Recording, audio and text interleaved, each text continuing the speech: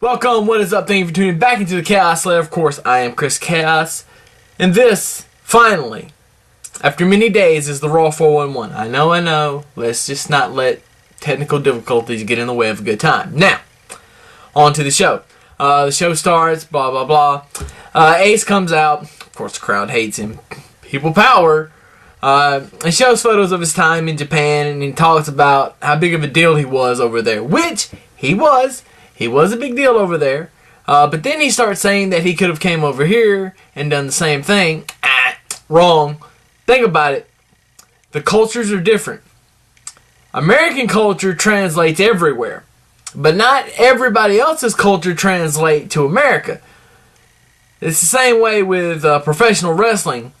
The translation of the sport in Japan does not easily translate to most fans in America. Most fans. Not smart marks, but fans. Anyway, he talks about how he's tired of being disrespected, and what do you know, CM Punk comes out and disrespects him, calls him a toolbox, you've got no friends, blah blah, it's all great. And then Ace says, okay, tonight you're going to fight Lord Tensai. Moving on. Intercontinental title match, Cody Rhodes versus The Big Show. Show wins via count out because Cody Rhodes said to hell with this and grabbed the belt and left. And then Eve comes out and makes Show apologize for making fun of Ace before the match, which I didn't mention before because I didn't think it was important. Dolph Ziggler beats Kofi Kingston. Cole does an interview with John Cena via satellite. And it goes something like this. Cole asks if he's going to be able to wrestle. Cena says a group of doctors recommended he shouldn't compete for a couple of months. He says, Cena says those doctors don't know who they're dealing with. Nothing will keep me from facing John Laurinaitis. Cena says he asked the board of directors not to take action against John Laurinaitis until after Over the Limit. Cole says he's impressed with watching tapes of John Laurinaitis and suggests Cena is scared. Cena admits he's scared. Scared Laurinaitis will hurt himself before Cena can get his hands on him. Cena says that he has to drain the elbow twice a day in order to relieve the pain.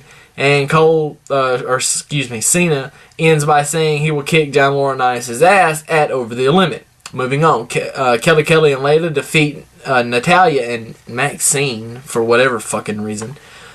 Chris Jericho and Alberto Del Rio defeat Sheamus and Randy Orton after Sheamus gives a brogue kick to Randy Orton and Jericho hits the code breaker.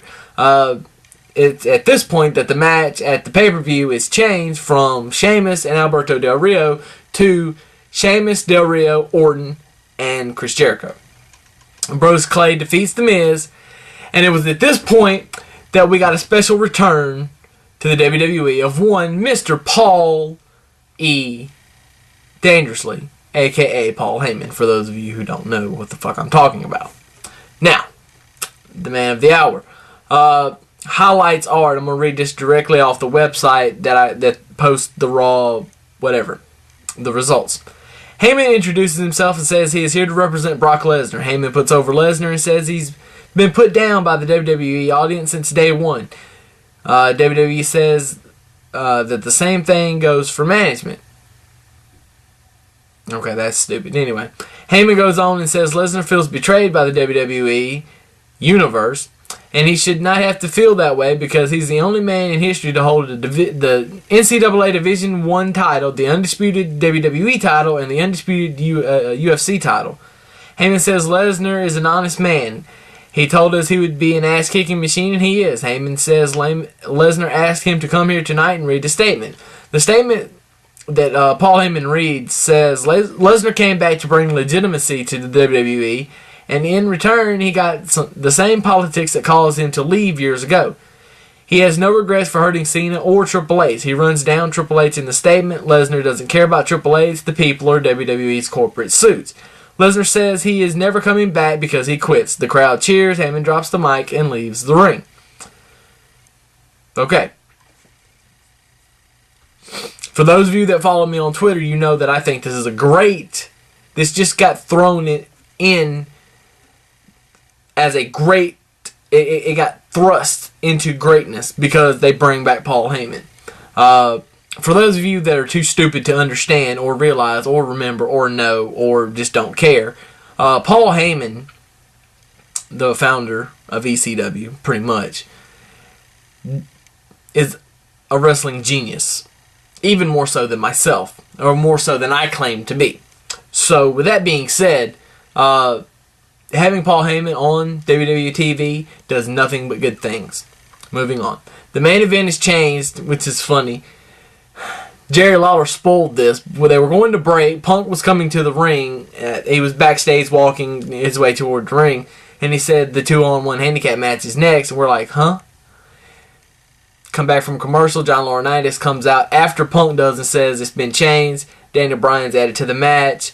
Lord Tensai, whatever, goes over and Bryan celebrates like always and then applies the yes lock and end of show. We go home happy.